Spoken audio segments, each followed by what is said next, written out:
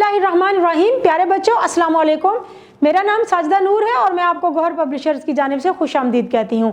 हमारा मोटो है redefining the geography of education through digital resources for conceptual learning. आज के इस वीडियो लेक्चर में हम गौहर निदाए उर्दू जमात चहारुम के सबक नंबर 15 सब्ज हिलाली परचम की मश्क शुरू करने जा रहे हैं। तो आइए चलते हैं अपनी मश्क की जानिब। प्यारे बच्चों, सफ़ा नंबर 93 पर हमारी मश्क की पहली सरगर्मी है। आओ समझें। दुरुस्त पर सही का निशान लगाएं। परचम होता है इज़्ज़त का निशान, कौमी शनाख्त, फ़ख्र की अलामत या मुकाबले का निशान। तो दुरुस्त जवाब है कौमी शनाख्त। जंगे मौता लड़ी गई पाकिस्तान और भारत में, मुसलमानों और हिंदुओं में, मुसलमानों और रूमियों में या मुसलमानों और यहूदियों में। तो दुरुस्त जवाब है मुसलमानों और रूमियों में। परचम बनाने की इब्तदा की मिस्रियों और रूमियों ने, मिस्रियों और शामियों ने, मिस्रियों और ईरानियों ने, मिस्रियों और तुर्कों ने। तो सही जवाब है मिस्रियों और रोमियों ने। परचम में सब्ज हिस्सा जाहिर करता है तरक्की को, सरसब्ज मैदानों को, गैर मुस्लिमों को या मुस्लिम अक्सरियत को। तो दुरुस्त जवाब है मुस्लिम अक्सरियत को। प्यारे बच्चों, हमारी अगली सरगर्मी है सवालों के जवाब लिखें। तो पहला सवाल है कौमी परचम किस चीज़ की अलामत होता है? जवाब है कौमी परचम किसी भी मुल्क की कौमी शनाख्त की अलामत होता है। अगला सवाल है हमारे परचम में सब्ज हिस्सा कितना है और किस चीज़ को जाहिर करता है? जवाब है हमारे कौमी परचम में सब्ज हिस्सा 3/4 है और वो मुस्लिम अक्सरियत को जाहिर करता है। अगला सवाल है हम अपने परचम को सब्ज हिलाली परचम क्यों कहते हैं? जवाब है हम अपने परचम को सब्ज हिलाली परचम इसलिए कहते हैं क्योंकि इस पर पहली रात के चांद की तस्वीर है जिसे हिलाल कहते हैं। कौमी परचम किन मौक़ों पर लहराया जाता है?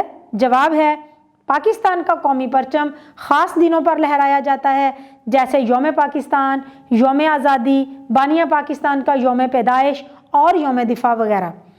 आखिरी सवाल है कौमी परचम के एहतराम के लिए क्या करना चाहिए?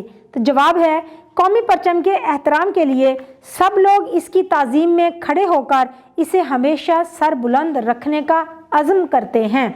तो प्यारे बच्चों, सफ़ा नंबर 94 पर हमारी अगली सरगर्मी है कालम मिलाएं। कालम अलिफ में दिए गए अल्फाज को आपने कालम बे के साथ मिलाना है।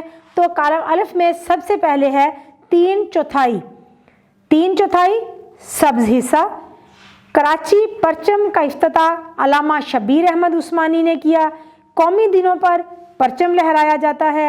1/4 सफ़ेद हिस्सा। परचम सरनिगूं होता है कौमी सोग की सूरत में। प्यारे बच्चों, हमारी अगली सरगर्मी है दुरुस्त जुमले पर सही और गलत पर क्रॉस का निशान लगाएं। कौमी परचम दूसरी कानून साज असम्बली ने पास किया। गलत।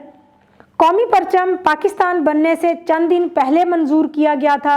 गलत। कौमी परचम मास्टर अफजाल हुसैन ने डिज़ाइन किया। दुरुस्त। परचम की तरह परचम वाली झंडियों का अदब ज़रूरी है। दुरुस्त। परचम रात को भी नहीं उतारना चाहिए। गलत। प्यारे बच्चों, हमारी अगली सरगर्मी है आओ बात करें। आपस में बातचीत करें कि कौमी परचम का एहतराम किस तरह करना चाहिए। आपस में आपने बात करनी है कि हमारा कौमी परचम किस तरह से हमारे लिए अहम है और हमें इसका एहतराम इस तरह से करना चाहिए कि जब भी कौमी परचम लहराया जाए इसके एहतराम में खड़े हो जाएं, इसकी सरबुलंदी के लिए अहद करें।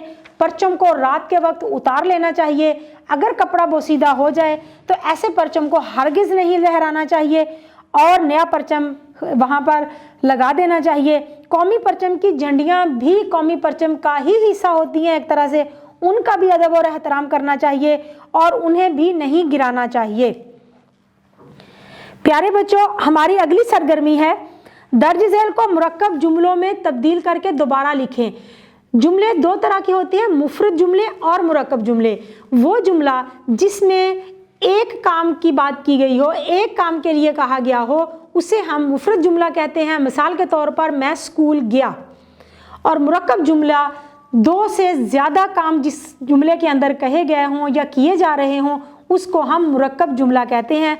मसलन बारिश हो रही थी इसलिए स्कूल जाते हुए हमने छतरी साथ ले ली, तो ये मुरक्कब जुमला है। तो अब आपने दर्ज झेल जुमलों को मुरक्कब जुमलों में बदलकर दोबारा से लिखना है। बारिश हो रही थी, मुझे ताख़ीर हो गई, तो मुरक्कब जुमला हम किस तरह बनाएंगे?